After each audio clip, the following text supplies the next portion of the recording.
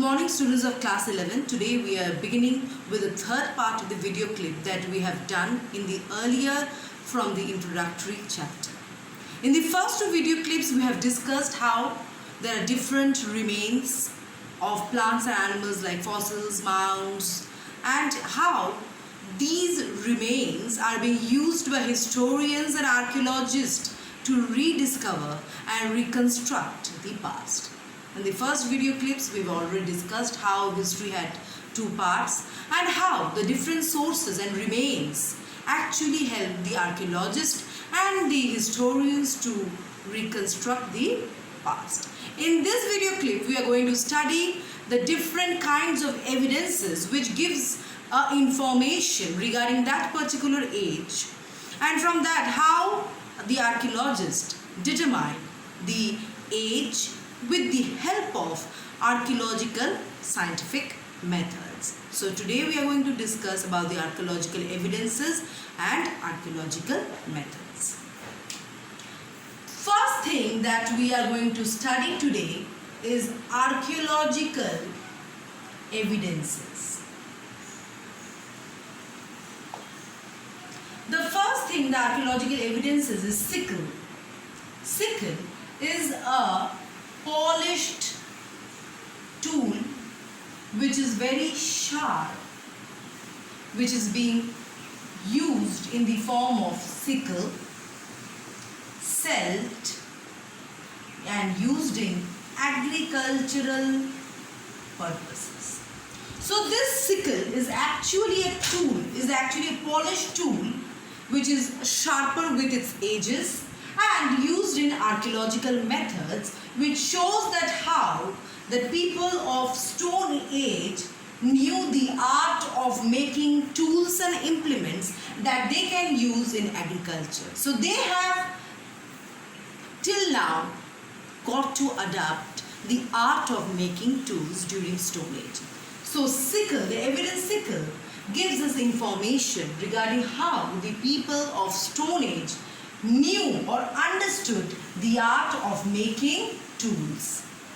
Next is, after sickle, next is animal bones. From the remains of animals, we get information that how the people of that particular age knew the art of domestication. If any animal remains are found close to the settlements of people, this shows that people knew the art of domesticating animals. How with agriculture, they also tried to increase their income by domestication of animals, or they lived with the animals, or they used to work with the animals in form of getting an extra income. Then another important thing that gives a lot of information of that particular age is pottery. Pottery is actually a vessels made with mud used by the potters with the use of the method with the machine called pottery's wheel. This is a method by which they turn off the wheel and they make a vessel that is made of mud. That can be in the form of a vase, mug, or any kind of vessels. The potter, any kind of pottery gives us information of the past. How they gives us information of the past? They give us the information of the past as on the pottery. Anything is painted which gives us information that the people of that particular age, they gives us information of that particular age by the paintings they put on the pottery vessels, like the apparels or dresses that particular age people used to wear, the armaments that particular age people used to wear, or that particular age what kind of agricultural products they used to use or they used to cultivate. All these informations, most of the information we get from the remains of pottery's vessels. So this is one of the most important evidences. Now we will move on to archaeological methods.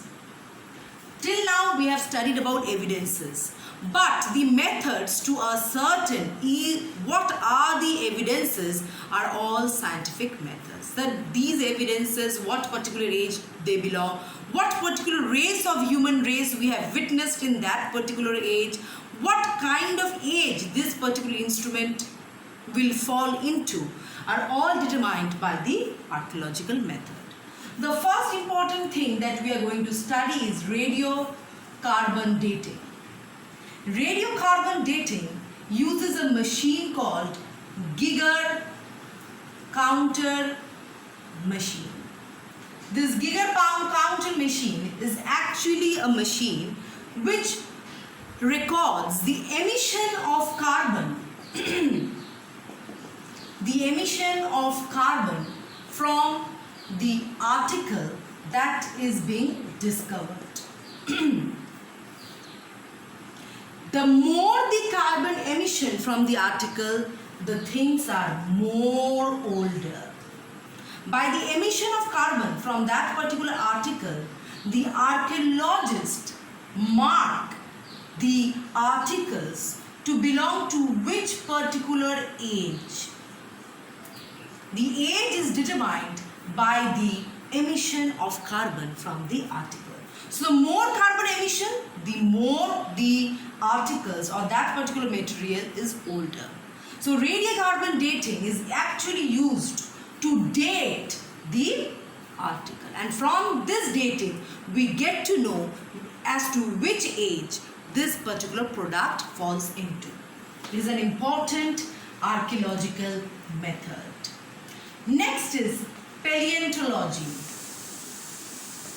From this scientific study, we get to know the species of plants and animals. This is paleontology. Paleontology is another scientific method which gives us information on the species of plants and animals. Next is dendrology. Dendrology also is a scientific method which studies from the remains of plants and animals, that what particular plants or animals have existed in which particular period. Next, after dendrochronology, we will move into another important thing, that is thermoluminescence.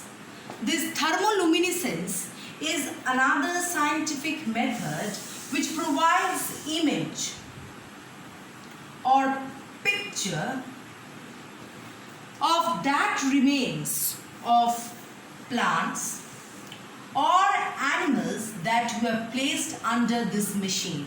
This is actually a machine which gives us information about the actual species of plants and animals.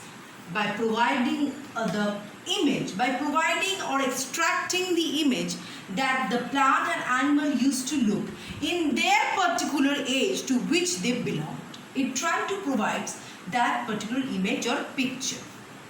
After thermoluminescence is the pollen grain analysis. This is another scientific method which is used by Lennart. This scientific method is used to determine the growth of plants. This pollen grain analysis is actually a method which shows the growth of plants. How was this plant grew into its mature stage. So this is another most important method. And the last one is ethnoarchaeology. Ethnoarchaeology, from the name we can understand, is actually gives us information of the ethnicity or the race of human. This is actually another important archaeological method which ascertain from the skeleton remains of humans that which particular race this human body belongs to. The skeleton, human body means skeleton belongs to. And without this, we can never ascertain the particular human race that has been discovered by the archaeological method. Today after this, with this video clip, your PDF will be attached. Thank you.